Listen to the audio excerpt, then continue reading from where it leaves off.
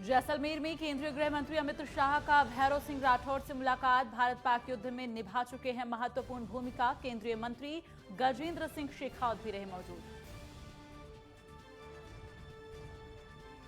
हिमाचल प्रदेश में Covid vaccination warriors का सम्मान समारोह। बीजेपी के राष्ट्रीय अध्यक्ष जेपी नड्डा ने किया संबोधित। कहा, जून 2022 तक तैयार हो जाएगा एम्स बिलासपुर।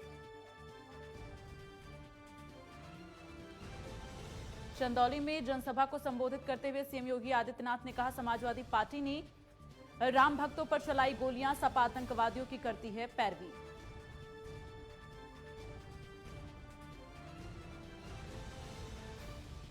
सपा अध्यक्ष अखिलेश यादव ने बीजेपी पर साधा निशाना। कहा, जन संदेश यात्रा गांव-गांव जाकर बीजेपी को करेगी बेनकाब। सपा को मिला जनता का समर्थन।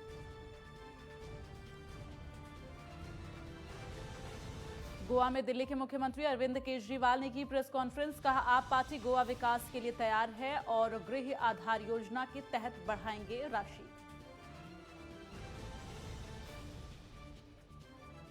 स्वास्थ्य मंत्रालय ने वैक्सीन डोज को लेकर दी जानकारी। कहा, अभी देश में वैक्सीन की 21 करोड़ 13 लाख से ज्यादा डोज उपलब्ध। राज्यों और केंद्र शासित प्रदेशों को कराया उपलब्ध।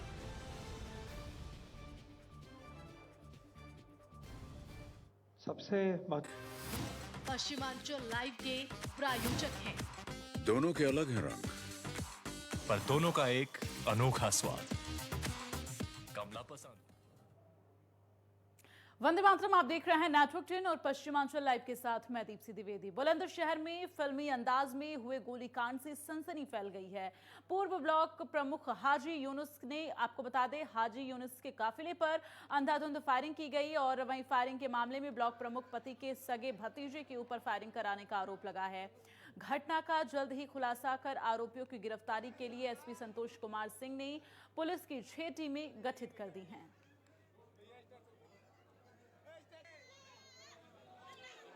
5 या 6 जितने भी थे बदमाशों ने अटैक कर दिया। 50 से 60 गोली चलाई है। जबकि मैं एडमिनिस्ट्रेशन को कम से कम 6 महीने से अवगत करा रहा हूँ, लेकिन अभी तक किसी सिक्योरिटी का या उस पर कोई कार्रवाई नहीं हुई। बहुत सारे बदमाशों के मैंने पहले नाम भी बताए, गाड़ियों के नंबर भी दिए, असले भी बताए कि AK-47 लगे यहाँ घूम रहे हैं, लेकिन अभी तक उसमें कोई कार्रवाई नहीं। अभी लगभग 3 बजे जैसा कि जानकारी में आया है और हमारे बुलंदशहर ब्लॉक के ब्लॉक प्रमुख के पति जी हाजी यूनुस जी, उन्होंने बताया कि उनके काफिले पर कुछ लोगों ने हमला किया है, जिसमें 3-4 लोग घायल हुए हैं। हालांकि वो सभी, जो डॉक्टर साहब बता रहे हैं, सभी खतरे से बाहर हैं। ये घटना प्रकाश में आई है और हम सभी लोग अस्पताल में हैं। कोई अभी ये नहीं पता चल पाया घटना का कारण क्या है। SSP साहब और उनकी पूरी टीम लगी हुई है और जो भी सही स्थिति है अभी बहुत शीघ्र ही आपको बता दिया जाएगा। रास्ते में बम्बे के पुल पर एक गाड़ी खड़ी थी, उसमें से कुछ लोग उतर करके हाजी यूनुस के साथ चल रही गाड़ियों पे उन्होंने फायर किया है। इसमें 5 लोगों को गोली लगी है। इलाज के लिए सबको हॉस्पिटल भिजवा दिया गया है और इनका विश्वास है कि इनके भतीजे अनस, जो कि वर्तमान में जेल में बंद हैं, उसके द्वारा यह घटना कारित कराई गई है। हम लोग इसमें लगे हैं, शीघ्र अभियुक्तों की गिरफ्तारी सुनिश्चित। तो इस खबर पर ज्यादा बातचीत के लिए हमारे साथ जुड़े हुए हैं एसएसपी संतोष कुमार जी। बहुत बहुत स्वागत है सर नेटवर्क 10 पर आपका। Thank you ma'am. लेकिन सबसे पहले सर आपसे यही जानना चाहेंगे, अभी इस पूरे मामले में जिस तरह से पूर्व ब्लॉक प्रमुख के काफिले पर हमला किया जाता है, जाहिर तौर पर बेहद निंदनीय है। ऐसे में अभी क्या कार्रवाई की जा रही है?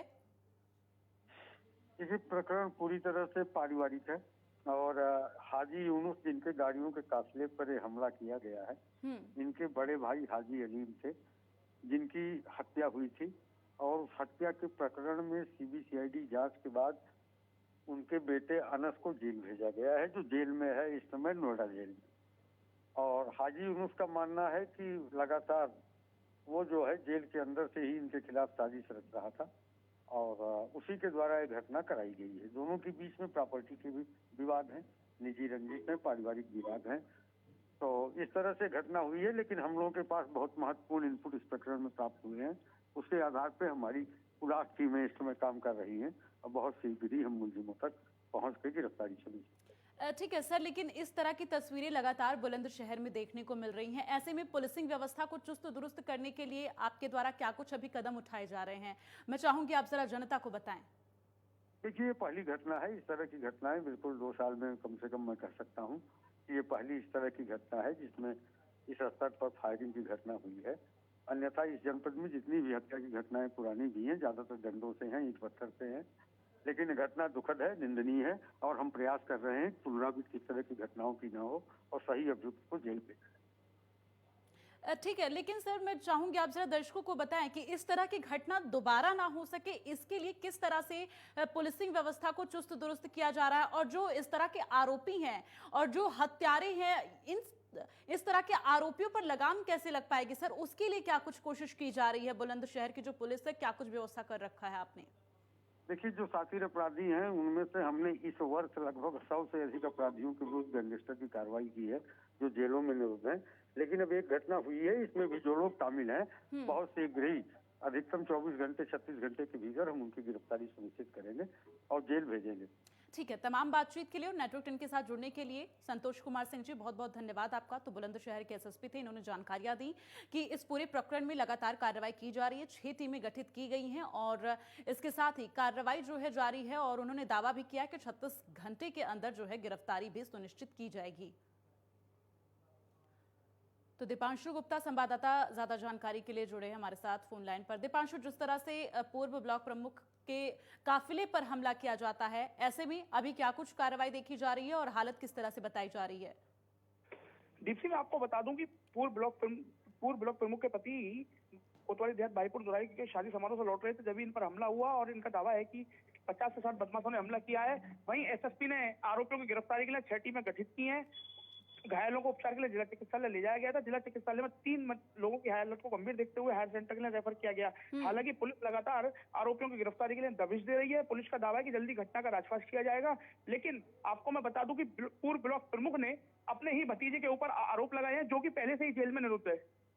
ठीक है, तमाम जानकारी के लिए दीपांशु बहुत बहुत धन्यवाद। अपनी नजर बनाकर रखिएगा, तमाम अपडेट आपसे लेते रहेंगे। तो इस पूरे मामले में लगातार जांच प्रक्रिया आगे बढ़ रही है और अब देखना यह है कि गिरफ्तारी कब तक हो पाती है। फिलहाल आगे बढ़ते हुए आपको बता दें, बुलंदशहर में अजय कुमार हत्याकांड का खुलासा करते हुए पुलिस ने दारोगा के बेटे समेत 4 लोगों की गिरफ्तारी की है। हत्यारोपियों ने अजय के शव को मगरमच्छ का निवाला बनाने के लिए काली नदी में फेंक दिया था। इसके साथ ही मृतक की पहचान मिटाने के लिए आरोपियों ने उसके कपड़े और दूसरा सामान भी बदल दिया था और जला दिया था, जिसके बाद से पुलिस को मृतक के अधजले कपड़े की बरामदगी हुई है। और हालांकि मृतक का शव अभी तक नहीं मिल पाया है। बताया जा रहा है कि काली नदी जहां पर मृतक का शव फेंका गया है, वहां से 100 से ज्यादा मगरमच्छ वहां हैं और पुलिस अभी भी शव की तलाश में है।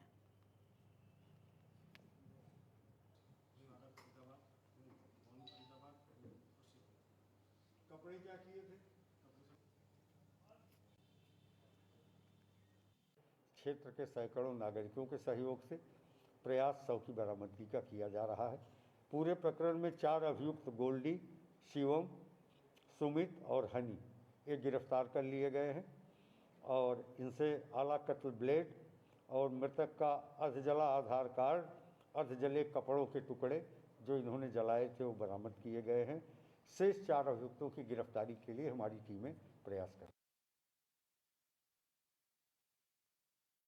बुलंदशहर में कोविड-19 टीकाकरण को रफ्तार देने के लिए डीएम सीपी सिंह अनोखी पहल कर रहे हैं और इसके तहत डीएम ने डिनर विद डीएम प्रोग्राम की शुरुआत की है, जिसमें गांव, वार्ड और कस्बों में कोरोना टीकाकरण को लेकर ग्राम प्रधान, राशन डीलर और हेल्थ वर्कर्स के साथ डीएम अपने आवास पर डिनर करेंगे और उनका उत्साह बढ़ाएंगे। इसके साथ ही गणतंत्र दिवस पर प्रशस्ति पत्र देकर सम्मानित भी उन्हें किया जाएगा।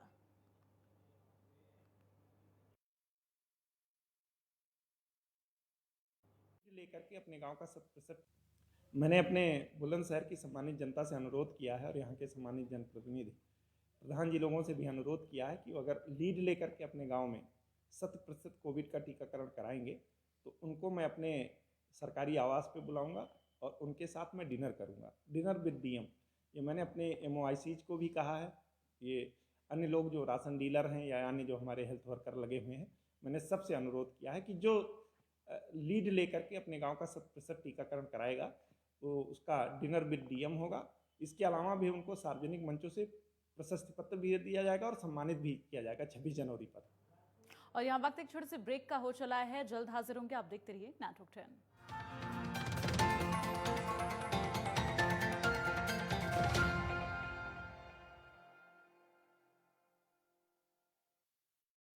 क्या आप दुबले पतले कमजोर हैं, आपकी सेहत नहीं बनती? भूख कम लगती है, वजन नहीं बढ़ता?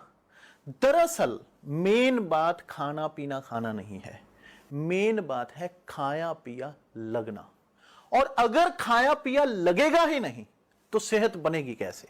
इसलिए हमारी संस्था सन्यासी आयुर्वेदा ने एक ऐसी दवा बनाई है जो कि आपके पाचन तंत्र को, आपके लीवर सिस्टम को ठीक करने का काम करती है, ताकि आप जो भी खाएं उसका पूरे का पूरा निचोड़ आपके शरीर को लगे, आपकी भूख बढ़े, खाया पिया सही से लगे, नया खून बने, हड्डियों में जान आए, वजन बढ़े, ताकत बढ़े, चेहरे पर नूर आए और आप मोटे तगड़े खूबसूरत पर्सनैलिटी के मालिक बन जाएं। यह दवा पूरी तरह से आयुर्वेदिक होती है। इसका शरीर पर कोई भी साइड इफेक्ट, कोई भी नुकसान या दुष्प्रभाव नहीं होता। लड़के लड़कियां दोनों इसका इस्तेमाल कर सकते हैं और पहले 15 दिन के अंदर ही आपको इसका असर महसूस हो जाएगा। सिर्फ 650 रुपए की पूरे 1 महीने की दवा होती है और आप इसे घर बैठे 01145454545 पर फोन करके दवा मंगवा सकते हैं। उत्तराखंड सरकार ने प्रदेश में अखरोट की खेती को बढ़ावा देने के लिए 6000 फीट से ऊपर के लगभग 200 वन पंचायतों में अखरोट की पौधरोपण और बड़ी बड़ी वॉलनट प्लांट्स की नर्सरी तैयार की है। राज्य सरकार का लक्ष्य है पहाड़ के किसानों में आमदनी की वृद्धि और खुशहाली के नए रास्ते खुले। अल्मोड़ा, रानीखेत, गैरसैंण, कपकोट, मसूरी सहित कई इलाकों में उच्च क्वालिटी के अखरोट की पैदावार बढ़ाने के लिए उत्तराखंड जायका वानिकी परियोजना के साथ मिलकर प्रदेश सरकार बड़ी संख्या में किसानों को अखरोट की खेती से जोड़ रही है। हम इसलिए बढ़ा रहे हैं कि हमारी आमदनी बढ़े।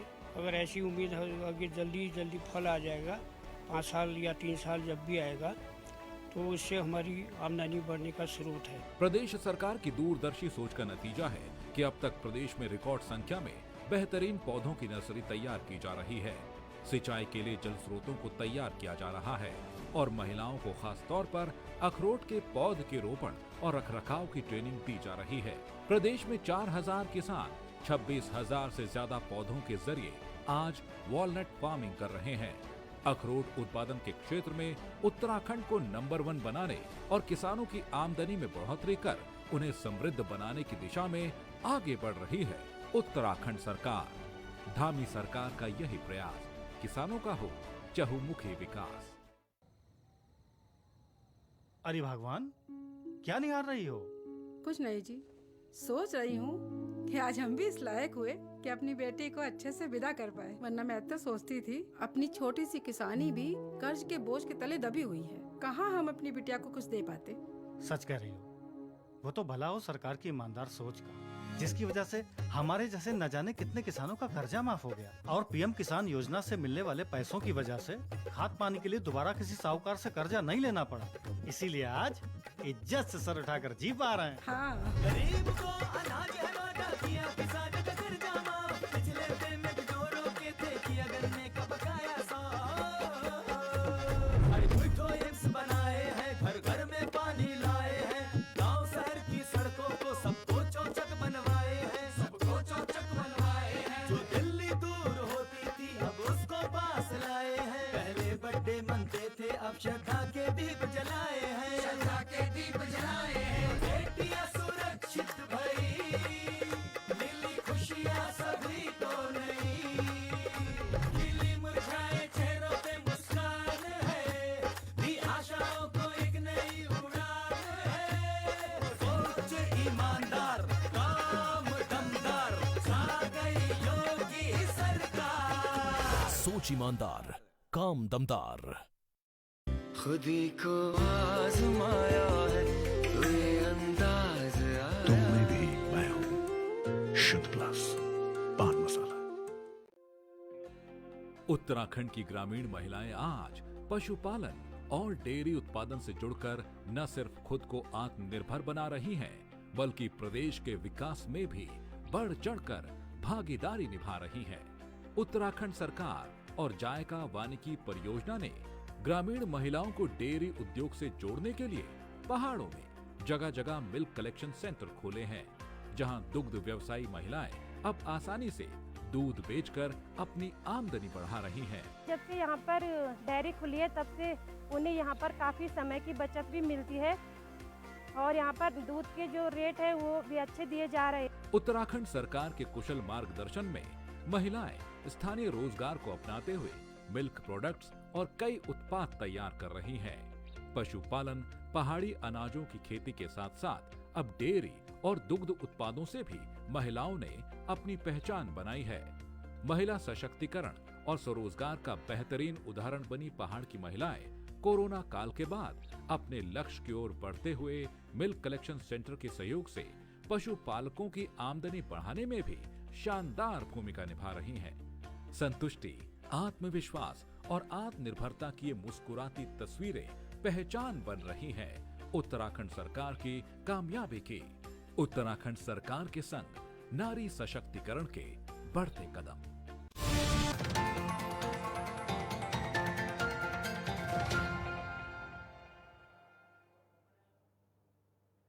और ब्रेक के बाद खबरों में आगे बढ़ते बात करेंगे। श्रावस्ती में 17 नए उप स्वास्थ्य केंद्र खोले गए हैं। वहीं एनएम सेंटर और कोविड टेस्टिंग सेंटर का उद्घाटन बीजेपी विधायक रामफेरन पांडे ने किया। दरअसल श्रावस्ती नीति आयोग के हिसाब से श्रावस्ती सबसे पिछड़े जिलों में शुमार होता है, जहां स्वास्थ्य और शिक्षा को लेकर विशेष काम किया जा रहा है। वहीं स्वास्थ्य सेवाओं को लेकर मुख्यमंत्री योगी आदित्यनाथ भी काफी गंभीर नजर आए। और आपको बता दें, बीजेपी विधायक रामफेरन पांडे ने कहा कि योगी सरकार यूपी का विकास कर रही है। माननीय मुख्यमंत्री जी की सोच है कि स्वास्थ्य सेवाओं को गांव-गांव पहुंचा देना है। हमें उप केंद्रों के माध्यम से सारी सुविधाएं गांव में पहुंचाना है। तो उसके लिए हमारे यहाँ 17 उप केंद्र का आज जो है लोकार्पण हुआ है और इससे सारी जनता को जो जिले पे दौड़ के आती थी उसको दौड़ना नहीं पड़ेगा, उस सुविधाएं वहीं मिल जाएंगी। यह हमारे मुख्यमंत्री जी की प्रेरणा से तो हम उनको धन्यवाद देंगे कि जनपद श्रावस्ती जैसे पिछड़े इलाके में 17 उपकेंद्रों को स्थापित करके उन्होंने नया कीर्तिमान स्थापित किया। अब हमारे देश की, हमारे क्षेत्र की गरीब जनता जो मेनका और बहराइच का चक्कर काटती थी, अब उनका घर पे इलाज हुआ करेगा। और सबसे बड़े धन्यवाद ये देना चाहूँगा कि जो अभी तक कोविड की जाँच RT-PCR लखनऊ से यहाँ से कराई जाती थी, उसका भी केंद्र लैब खुल रहा है। सपा प्रदेश अध्यक्ष नरेश उत्तम पटेल ने बड़ा बयान दिया है। उन्होंने यूपी के डिप्टी सीएम केशव प्रसाद मौर्य के उस बयान पर निशाना साधा है जिसमें केशव प्रसाद मौर्य ने अखिलेश को अखिलेश अली जिन्ना बोला था। इस पर नरेश उत्तम पटेल ने कहा कि केशव प्रसाद मौर्य को इतने बड़े पद पर बैठकर जहर भरी बातें करना उन्हें शोभा नहीं देता। और आपको बता दें कि नरेश उत्तम पटेल बागपत में पार्टी कार्यालय पर कार्यकर्ताओं के बीच पहुंचे थे। उस दौरान उन्होंने ये बातें कही। केशव मौर्य को समझ नहीं है और ऐसे पद में बैठे होने के बाद इस तरीके की जहर भरी बातें करना इस बड़े पद में शोभा नहीं देता है। उनको अपने सड़क की बात करना चाहिए। सड़कों की हालत खराब कर दिया केशव मौर्य ने, उस पर चिंता नहीं है। चिंता करनी चाहिए उत्तर प्रदेश की खराब सड़कों पर, जिसका बजट पूरा उनके हाथ में रहता है। उन पर बातें नहीं करते। अपनी नाकामी छुपाने के लिए किसी पर आरोप लगाना, किसी के मजाक करना, ये समाजवादी पार्टी या सबको अच्छा नहीं लगता समाज में। गाजियाबाद के लोनी स्थित सलवान पब्लिक स्कूल में सलवान एजुकेशन ट्रस्ट के संस्थापक पंडित गिरधारी लाल सलवान की 120वीं जयंती मनाई गई और इस मौके पर ट्रस्ट के संस्थापक गिरधारी लाल सलवान को श्रद्धांजलि अर्पित की गई। वहीं स्कूल के संस्कृति विभाग ने हवन का आयोजन किया जिसमें स्कूल के सभी छात्र छात्राएं और अध्यापक व बच्चों के अभिभावकों द्वारा मंत्रोच्चारण किया गया। वहीं कार्यक्रम की शुरुआत स्कूल के चेयरमैन प्रोफेसर नीरज चंद्रा ने संबोधन के साथ शुरू किया। स्कूल के चेयरमैन नीरज चंद्रानी अपने संबोधन में स्कूल के संस्थापक के योगदान के बारे में बताया। ये एक श्रद्धांजलि है एक महान इंसान को जिन्होंने ये पूरी संस्था का स्थापना की, श्री गिरधारी लाल सलवान जी, जो कि एक बहुत ही विजनरी थे, एजुकेशनिस्ट थे। 1941 से वो एजुकेशन के फील्ड में पेशावर में उन्होंने शुरू किए थे। उसके बाद पार्टीशन के बाद उन्होंने यहाँ आके रिफ्यूजीज़ के लिए बहुत मदद की और 49 में उन्होंने पहला सालवान बॉयज़ स्कूल बनाया, फिर सालवान गर्ल्स स्कूल बनाया, फिर सालवान पब्लिक स्कूल बनाया और आज 9 एजुकेशनल इंस्टीट्यूशंस हैं सालवान के, जो कि बहुत बढ़िया क्वालिटी एजुकेशन देते हैं और वैल्यू फॉर मनी के हिसाब से बच्चों में एक अच्छी शिक्षा, सिर्फ खाली पढ़ाई के लिए, नंबर के लिए नहीं, एक अच्छे इंसान बनाने के लिए जहाँ पे पूरी कोशिश की जाती है। ये हमारे फाउंडर जो हैं गिरधारी लाल सलवान जी, उनका 80वां स्थापना दिवस है और इस दिन हम एक नई ओथ लेते हैं कि हमें उनके आदर्शों को फॉलो करते हुए इस स्कूल को और आगे लेके जाना है। उन्होंने अपने टाइम में इतना योगदान दिया जो कि शायद एक आम इंसान के लिए पॉसिबल नहीं था, बट अब हमारा फ़र्ज़ बनता है कि आज की टेक्नोलॉजी को देखते हुए, आज के रिसोर्सेज को देखते हुए हमें इन बच्चों को इस तरह की शिक्षा देनी है कि वो संसार में कहीं भी कंधे से कंधा मिला के किसी भी बच्चे के साथ खड़े हो सकें और कम्पीट कर सकें और आगे जाके एक बहुत अच्छा भविष्य बनाएं अपने लिए। आगरा में अज्ञात वाहन ने बाइक सवार को टक्कर मार दी और हादसे में बाइक सवार घायल हो गया और इलाज के दौरान उसकी मौत हो गई। बताया जा रहा है कि बाइक सवार मैनपुरी से ग्वालियर जा रहा था और घायल अवस्था में पुलिस को युवक के पास से 64,000 नगद और 2 मोबाइल फोन बरामद हुए, जिसके बाद बरामद सामान को युवक के परिजनों को सौंप दिया गया। साथ ही मृतक के शव को पोस्टमार्टम के लिए भेजा गया।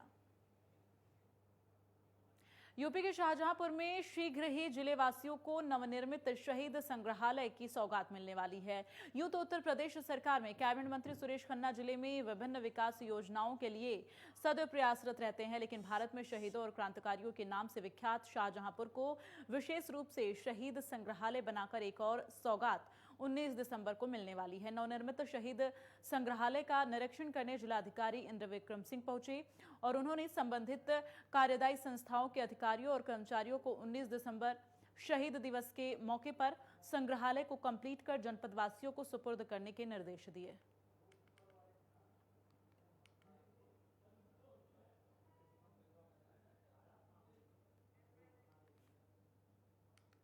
मथुरा में कुछ हिंदूवादी संगठनों की ओर से 6 दिसंबर को जलाभिषेक किए जाने की घोषणा की गई थी। हालांकि जिला प्रशासन की सख्ती के चलते जलाभिषेक, आपको बता दें कि कार्यक्रम को निरस्त कर दिया गया, लेकिन जिला प्रशासन किसी भी अनहोनी से निपटने के लिए सुरक्षा व्यवस्था में कोताही नहीं बरतना चाहती है।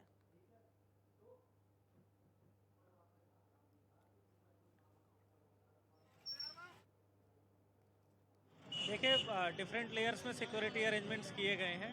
एक एसओपी हमारे द्वारा तैयार किया गया है और ये इंश्योर किया जा रहा है कि सारे पॉइंट सुरक्षित रहें, क्षेत्र सुरक्षित रहे और किसी भी तरह से अफवाह फैलाने वालों पे पूरी तरह से पुलिस ने, प्रशासन ने अपनी कमर कसी हुई है। किसी भी प्रकार की कोई अवांछनीय घटना नहीं होने दी जाएगी। और चलिए इसी के साथ पश्चिमांचल लाइव में बस इतना ही। आप देखते रहिए नेटवर्क 10। जय हिंद।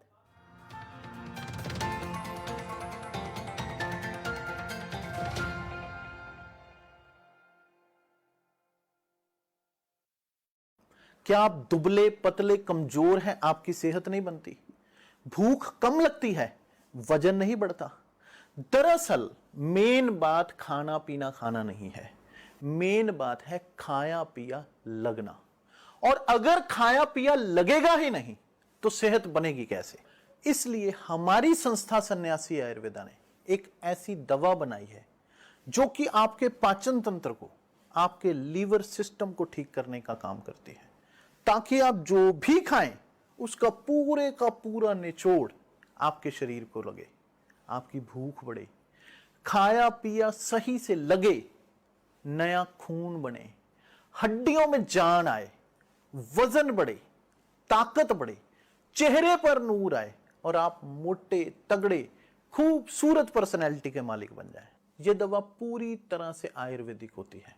इसका शरीर पर कोई भी साइड इफेक्ट, कोई भी नुकसान या दुष्प्रभाव नहीं होता। लड़के लड़कियां दोनों इसका इस्तेमाल कर सकते हैं और पहले 15 दिन के अंदर ही आपको इसका असर महसूस हो जाएगा। सिर्फ 650 रुपए की पूरे 1 महीने की दवा होती है और आप इसे घर बैठे 01145454545 पर फोन करके दवा मंगवा सकते हैं। उत्तराखंड के ग्रामीण युवाओं और महिलाओं को स्वरोजगार से जोड़ने के लिए राज्य सरकार जैविक शहद उत्पादन को बढ़ावा दे रही है। न्याय पंचायत स्तर पर मधु ग्राम बनाने की ओर आगे बढ़ रही उत्तराखंड सरकार राज्य में फल, सब्जी, फूलों की खेती के साथ ही शहद उत्पादन के जरिए किसानों की आर्थिकी भी मजबूत बना रही है। मधुमक्खी के जो बॉक्स हैं हमें घर आके सरकार द्वारा दिए गए, लाभदायक है ये और बड़ा महंगा बिकता भी है बाजार में। नरेंद्र नगर की सकलाना रेंज हो या अल्मोड़ा में रानीखेत के किसान मधुमक्खी पालन और शहद उत्पादन से जुड़कर ये मौन पालक आज राज्य सरकार की योजनाओं का लाभ उठाते हुए खुद को आत्मनिर्भर बना रहे हैं। समृद्धि की मिठास इनके मुस्कुराते चेहरों पर दिखाई दे रही है। उत्तराखंड में 6000 से अधिक मौन पालक, सालाना 2200 मीट्रिक टन शहद का उत्पादन, सालाना उत्तराखंड से 200 करोड़ का शहद निर्यात। उत्तराखंड सरकार प्रत्येक जिलों में बना रही मधु ग्राम, किसानों को आदर्श मधुमक्खी पालन, ऋतुवार प्रबंधन, मधुमक्खी पालन में समस्या और समाधान, डंक रहित मधुमक्खी पालन पर ट्रेनिंग दी जा रही है। प्रदेश के किसानों ने समृद्धि का जो सपना अपनी खुली आंखों में संजोया है, उसको आज उत्तराखंड सरकार साकार कर रही है। स्वरोजगार ने खोले समृद्धि के द्वार, उम्मीदों के पथ पर उत्तराखंड सरकार। दिल्ली सरकार के स्कूलों के